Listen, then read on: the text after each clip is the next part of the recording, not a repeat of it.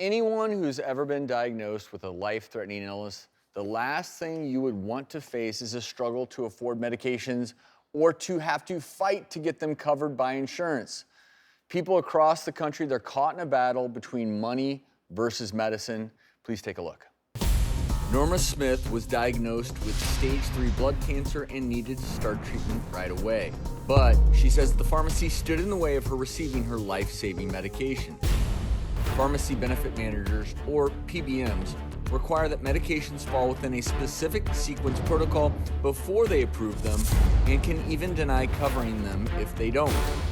Norma had an allergic reaction to one of the drugs in their protocol, but the PBM denied covering Norma's prescription until she took the medication they deemed necessary.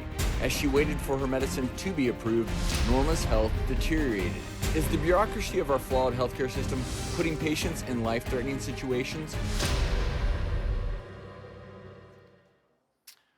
Norma and Rodney both join us now via Skype, as well as Norma's oncologist, Dr. Ravi Rao. Norma, first of all, I'm so sorry you've been dealing with all this, and I want to explain how this might happen, because Dr. Rao, I mentioned PBMs in that piece. Can you explain what they do, and then also why in this case Norma was specifically denied the prescription that you, her doctor, wrote for her? So a PBM is basically a middleman between the patient and his or her insurance company. They get my prescription, make sure it's appropriate, get it covered, and deliver to the patient. In Norma's case, Norma had a very bad, life-threatening reaction to the first drug I gave her. So I decided to switch based on her clinical scenario to a different drug. But the PBM then faxed me a sheet of what they call their step therapy. So what they had said was that they have a sequence of drugs. You try drug A, then you go to drug B, then drug C. Because I was going from drug A to C, they denied it and insisted that I try their drug B protocol before I go to C. I And mean, so, even Norma, how long were you actually waiting to receive drug C?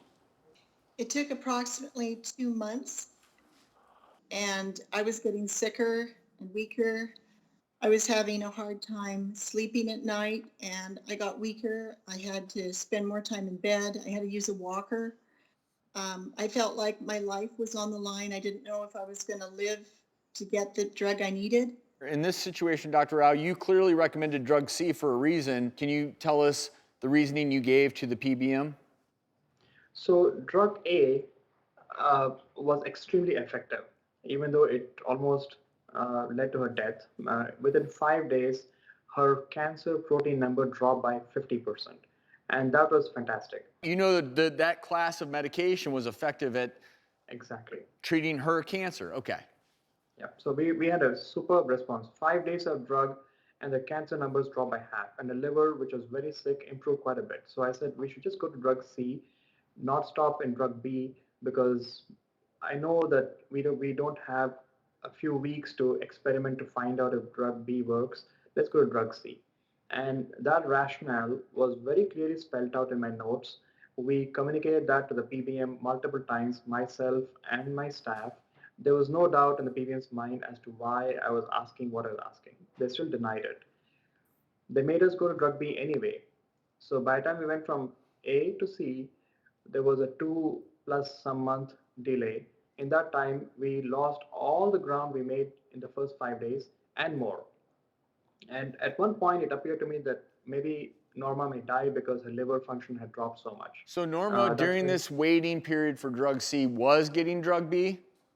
yes, I finally decided to give up and go to drug B just to show that it wouldn't work. And unfortunately, that did happen. So she got drug B, which didn't work. She got very sick. And finally, they approved drug C. Dr. Rao, when you were advocating for Norma, did you deal with other physicians in this process? I never got to speak to any physician in the PBM. So every time we called, we would get someone, and that someone was never a physician. I was never able to speak to a physician and say, this is a scenario, this is why we're making a decision. Can you please circumvent your protocol and give me what I need to save this patient's life? Never did I ever speak to a physician.